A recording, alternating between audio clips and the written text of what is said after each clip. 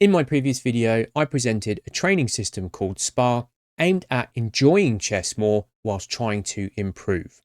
SPAR stands for solve, play, analyze, repeat. You take the amount of time you have available for chess in, say, any given day or week, divide it into three. You spend a third of the time solving positions, puzzles, and tactics, a third of the time playing chess games, and a third of the time analyzing those games before repeating the whole process. Well, I've tried to do that as best I can for the last month, and I want to share my progress with you and discuss whether I've actually improved, or at least have I found it more enjoyable. If you haven't seen my previous video, don't worry, you don't need to have seen it in order to watch this one. I'll put a link in the description and you can check that out afterwards if you like. Here's what we'll do.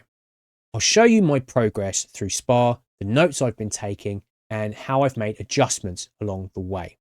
I'd also like to discuss the moments where I fell back into bad habits, playing too much Blitz online instead of following the routine, and talk about how that made me feel in comparison to following the training method. I'd then like to show you a game that I played as recently as yesterday, probably my favourite game that I've ever played, but one that still highlights where I need to make improvement. 1 month isn't really long enough to show a tangible chess improvement, especially for someone in their mid-40s, an adult chess improver like me. But following this method for the last 31 days has helped me understand better where my deficiencies lie and where I need to focus my energy. Okay, so this is my chess worksheet. It's basically a Google Sheets document where I've been tracking my progress through SPAR. And I've got a column here for the date, so the day I did any given activity. There's then 3 columns showing the type of activity that I did, whether that's solving, playing, or analyzing. And then I've got 5 columns where I can write down any lessons that I learned from that activity. So sometimes I've got 5 lessons in that day, sometimes 1, sometimes 2 or 3, whatever the main kind of learning is that I want to make a note of. And I think more than 5 is too many, but this helps you to kind of keep track of the mistakes that you're making, what you're learning, but also to identify any common themes. So if things keep cropping up time and time again, you know where you might want to focus your attention. I've then got a column here for notes. This is essentially a journal of thoughts, ideas, celebrating wins, other ways of tracking my learning, writing that in here. And then I've got a column that defines what I'm going to do the next day. So based on the training that I've done in this day, tomorrow I'm going to do this or that. So let's take the first row as an example. This is actually related to the video that I made previously because this is all done, as you can see here, whilst recording the video for YouTube on SPAR originally. On the 4th of May, I solved 1 Lichess puzzle, I played 1 rapid game, and I analysed 1 rapid game.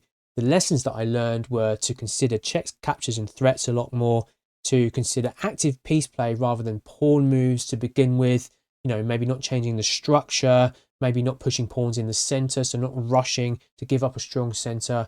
Looking for piece activity was a big lesson. And then lesson 4 was calculation of king and pawn endgames, especially when low on time. If you'd seen that video, you'd know that I basically blunder away a game from a completely winning position to a draw because I didn't calculate the king and pawn endgame correctly. And that was a very big lesson, and actually the biggest one I took from this day's activity. So I wrote down that tomorrow I want to work on my king and pawn endgames. So you can see that on the 5th of May, that's exactly what I did. I did 5 times king and pawn endgame puzzles. I didn't play any games. I didn't analyze any games. I just focused on the solving elements, and I did very, very well. I noted that you can do it when you try. I also noted that giving yourself time gives you obviously more time to think, which equals a higher level of skill. So this is very worth noting because I made sure I properly thought about these positions. I didn't give myself a time limit, and I scored 5 out of 5. And as I noted, I was very pleased with putting in the effort to calculate these correctly. So this might also tell me that maybe I don't want to play Blitz and Bullet. Maybe what I want to do is play longer time controls, give myself more time to think, and therefore play better chess. And this kind of tracking goes through every single day, as we shall see. There are some moments where you've got these grayed out boxes. These are days or time periods where I didn't engage with the SPAR method. For example, on the 7th of May, you notice that I was too busy with work and other things to do with my adult life. And I wanted to actually finish editing the SPAR video in my free time, so I didn't follow the method itself. but I made a note saying don't skip tomorrow because I wanted to make sure that I didn't skip 2 days in a row and build a habit of missing my training. But obviously, I'm not a chess professional. It's just a hobby for me, something I am trying to be good at, but it also doesn't matter if I miss a day every now and again for various reasons. For example, you can see that whilst the next day I played some games, I played here and made some notes about my learning and added my journal entry and decided what to do the next day. The next day I didn't do anything either because actually I really just needed a day off to chill. I did kind of actually burn myself out by playing 2 rapid games and 7 blitz games that day. And that was just too many games. And I should have just dropped the blitz games. But I got annoyed because I lost 2 rapid games, so I played more. And that's a lesson that I definitely need to work on. Let's have a look at some other entries that are relevant. So you can see here that I've started solving puzzles, this RC puzzles. This RC stands for Ray Cheng. He's the author of a book, Practical Chess Exercises, that I use. And I started using his book to solve puzzles. And I made a comment about this day's solving where I noticed my brain was starting to run as soon as the calculation gets hard. What I mean by this is my brain was kind of shutting down and not engaging with a proper thought process as soon as things got difficult. Maybe that's like a defense mechanism or something, but I was getting quite frustrated with that happening. I'd like to be able to think clearly and work these positions out, but there's something blocking me from doing it. And I actually got annoyed about this. And the next day I woke up, as you can see, there's a block here of a couple of days where I didn't engage with SPAR because I just played blitz in my chess time instead on the site Chess Tempo as a guest. It's actually helped me get some fun back and some enjoyment for chess back because I did play some pretty cool games in those 2 days and I did enjoy it. But I noticed that after a couple of days of playing, I was starting to lose the fun and I wanted to get back into the training. One benefit of doing this method was that it made me want to do the method more. So the next day, 15th of May, I actually had a chess lesson on this day, which highlighted the fact that I needed to calculate more, gave me some more lessons to work on, and then showed me that I wanted to get back on with SPAR and focus on calculation for a while, 100%. And that's what I did for the next few days. I started solving more puzzles, writing down the lessons, writing down the journal, etc. And then at some point I started solving puzzles from this book by Sam Shankland, which was recommended to me in that lesson. And that actually led me to a better schedule, which I'll come on to in a second. But I was taking more time as we got into, these days here. This is 6 days where I only solved 7 puzzles in those 6 days. I focused on 1 puzzle a day for the most part, really trying to get it right. And by doing that, I've noticed my ability to solve positions and to calculate effectively has improved. So when I then get down to, and let's have a look, this entry here, the 29th of May, well, I started going back to my local chess club in Eastbourne to play games over the board because I decided that over the board is much, much better for me than playing online. So I'd like to go and get some more over the board chess in. I haven't been going recently and I wanted to pick this up again.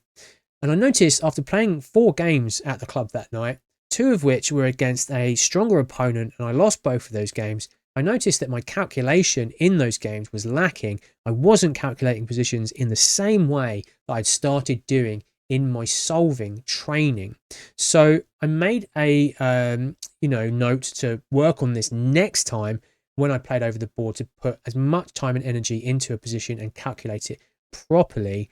And when I then went back to chess club again on this day, I played a lot more games because we played shorter time controls this day, but I actually managed to do that, and I managed to get 2 wins out of 3 blitz games against that stronger opponent that I'd lost to on the previous outing. So that was an adjustment that I made that went alongside the calculation training I'd been doing, and it really, really paid off for me, and I was really, really happy about it. But, you can see again, there's some grayed out time here where I decided to play some blitz. This time I was trying to work out an opening repertoire for a friend, but it ended up meaning that I played, several days of blitz in my chess time. And while it was fun, I noticed how my enjoyment of the game decreased as the days went on. I wasn't really achieving anything. I wasn't gaining any rating. I wasn't gaining any skill level. And I was just, getting more and more frustrated the more that I played these blitz games. So I was pleased to get back on with the training method the following day. So this is a really kind of rough look at my kind of chess worksheet. It might help you to do something like this yourself, or however you choose to track your improvement if you try this method or any other method really. That is up to you. And I left it by making a comment here on my final thoughts for the month, where my focus has to remain on improving my thought process, calculation and visualization, and changing to a different or a slightly better weekly routine. So on Monday to Thursday, I'm going to solve one puzzle a day from the Sam Shankland book. On Friday, I'm going to go play over the board at Eastbourne Chess Club. And on Saturday and Sunday, I'm going to analyze those games. And that is my chess time. That is my SPAR. And I'll repeat that week by week and improve incrementally. And you might say, well, one puzzle a day isn't that much. And maybe that will, up to more puzzles in a day if I get quicker at doing it. But I really need to sit down and work out my thought process and my calculation skill. And spending more time on one puzzle is more effective at doing that than trying to solve loads at one time. And another way that helped me to define that this needs to be my focus is the other tab that I've got here, which is mistakes and blunders. So as I played games, I noted down the types of mistakes that I was playing. I defined a list like this and added to it over time, and then noted how many times I made a mistake of that kind in a game that I played. And the ones with the biggest numbers are the ones that I want to focus on.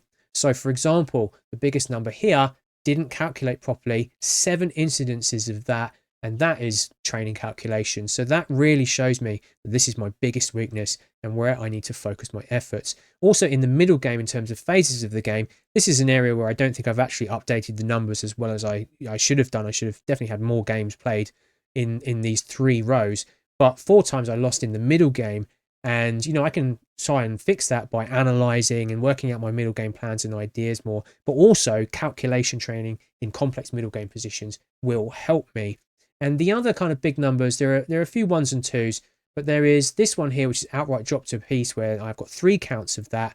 By training hanging piece tactics and puzzles, maybe from the opposite side of the board, so doing it for my opponent, helping me identify hanging pieces and honing in on them either for myself or for my opponent to take advantage of, that would definitely help me. And the other 3 here is that I didn't consider my opponent's best responses. And the fix to this is, again, calculation training, making sure you're aware of what moves your opponent has in the position and deciding what the best response to your move would be. So that has helped me to highlight that as the main area I want to continue to work on. What were the biggest differences I noticed in how I felt about chess when I was doing the routine versus playing too much blitz? Well, my mood was significantly better when trying to do things properly. And I think the reason for that was a sense of accomplishment. Yes, I got frustrated at not being able to solve certain puzzles, at my brain not necessarily working in the way that I would like it to.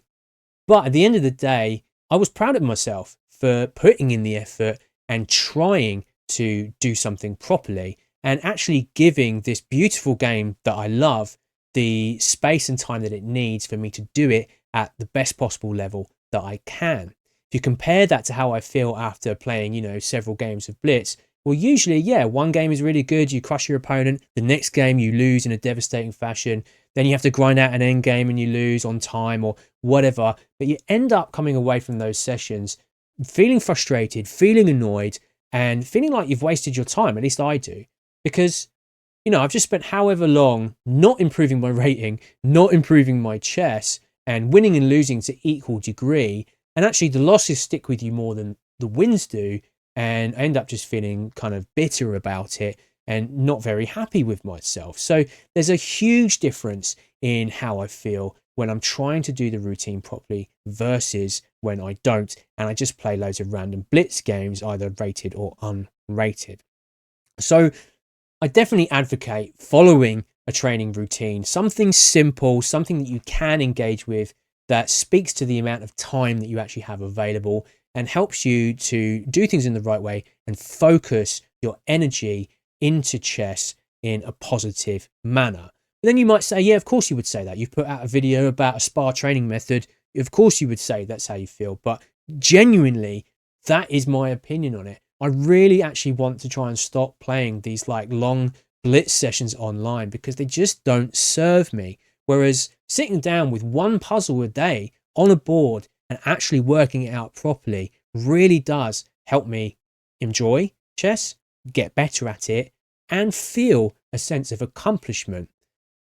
I spoke about how I made an adjustment in my over the board games where I noticed I wasn't calculating during an over the board game.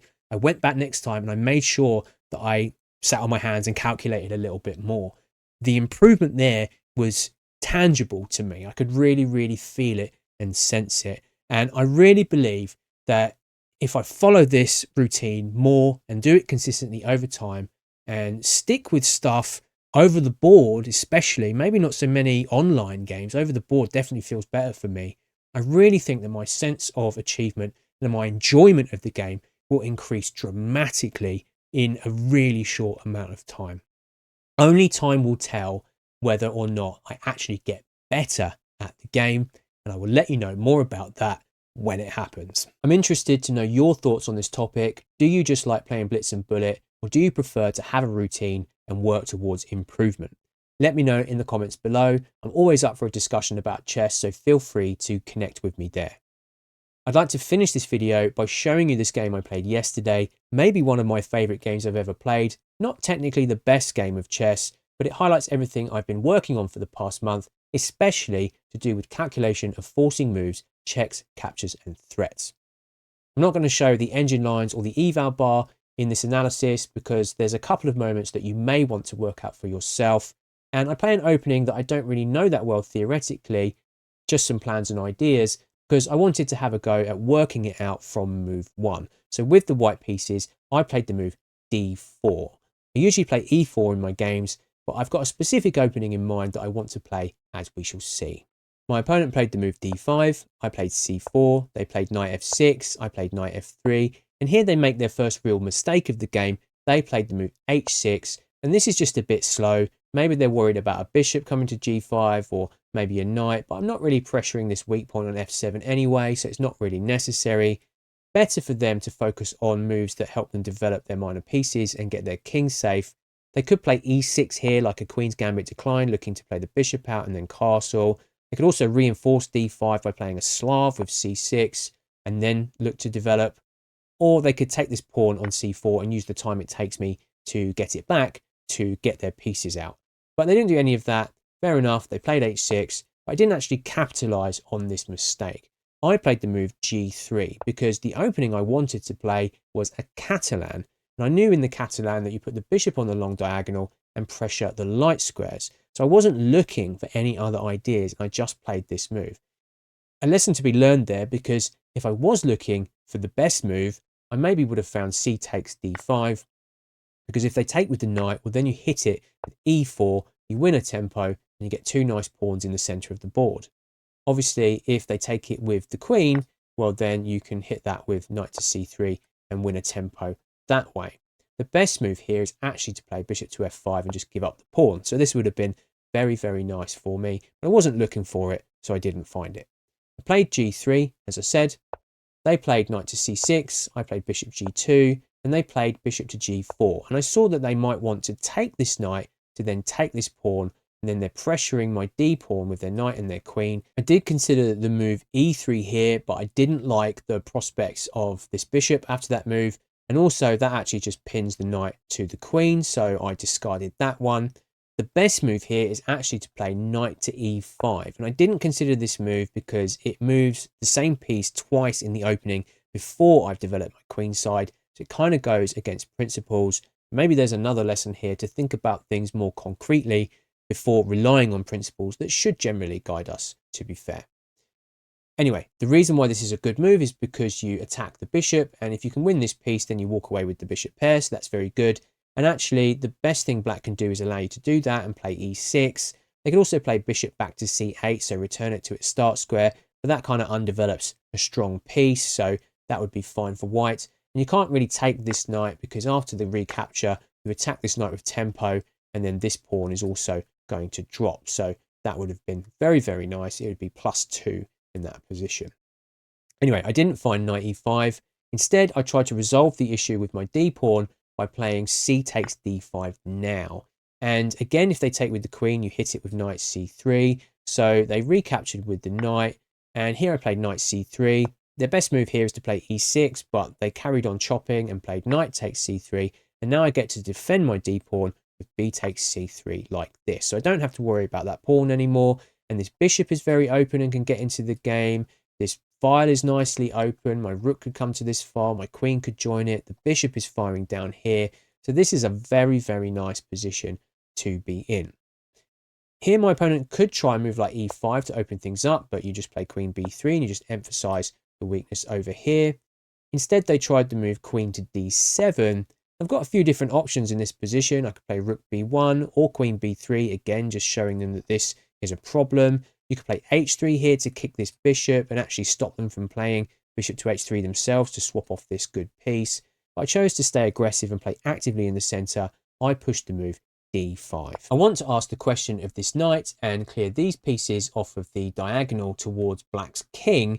So, this is a good move. They could actually play long castles here. And even though that walks into all of these ideas on the b file and this diagonal from the bishop, as I've said, this has the effect of pinning this pawn. So I can't play d takes c6, otherwise I drop checkmate on d1. So hopefully I wouldn't have fallen for that. They didn't play long castles. Instead, they played knight to a5. And this is just a blunder. And to be honest with you, it's kind of like blood in the water to a shark. Because as I said, I've been working on hanging pieces in my training. I noticed that this piece is undefended. This piece is only defended once by the queen. So if I can attack both simultaneously, I'm sure to win one of them. And that means I'm looking for a tactical knockout. So here in this position, I did find the move knight to e5. So this attacks the queen, attacks the bishop, and has the effect of clearing this queen off of this diagonal. I mean, yeah, they could play queen to b5, but then it just drops a piece over here. So they instead played the move queen to f5, which is logical because it defends the bishop and it also attacks this hanging piece as well. But if you've been doing your tactics, doing your puzzles, and working on checks, captures, and threats, it's fairly easy to find the move here, queen to a4 check. And I'm attacking this one, and I'm attacking this one, and something is going to fall. You're going to at least win material. So what can black really do here? Well, the best move is to play king to d8, but then you just pick up the bishop over here. Thank you very much. They could try dislodging the queen with this move b5, but then you say thank you for the free pawn with check. And then they have to play king to d8. And again, you can just win the bishop here because you're also going to win this one here. So what else could they do? Well, they don't really want to play a move like c6 here because you can just take it. And if they keep recapturing, well, you can take with check and then you take with check and you're at least winning the rook in the corner, or they have to give up the queen like this. So, this is just devastating for black. You wouldn't want to play that. So they actually play a move here that I admire them for because, this piece is hanging already. So why not, try and get it to defend whilst giving it up? They played knight to c6. And here, the best move is actually just to win the material and take this bishop. But instead, I decided to stay aggressive and I took the knight with d takes c6. I like the fact that this queen is in front of the king like this and you're threatening a discovery which could pick up the rook and queen a pawn. So this looked very, very nice for me. And again, what can black really do here? Well, again, they can try this move b5, but now you can just pick up the bishop over here because they can't take the knight in return because it's checkmate on d7. So that's what you do after b5. They could also try b6, trying to block this diagonal, so prevent an attack through my own pawn like this. But again, you just pick up the bishop with the same mate idea over there. So those two don't really work. They can't take this knight because then you take here and then you pick up here and it's going to be mate very, very soon. So instead what they did was they played the move long castles now. And it seems like a decent move because it puts the rook on a, open file, gets the king off this diagonal. But the engine announces mate in 10 and you just need to use forcing moves to try and create the checkmate. So here I played c takes b7 with check. The bishop supports the pawn. The queen and the knight cut the king off from d7. So they've only got one move, king to b8. Checks, captures and threats. Knight to c6 with check. The pawn cuts the king off from these two squares, so they can only take on b7 right into the firing line of this bishop. Checks, captures and threats. Knight takes d8 check. And, the mate sequence continues. If they step up the board, you play queen to c6 with check, and after knight a5, it's a beautiful checkmate with knight to b7. So they have to step back.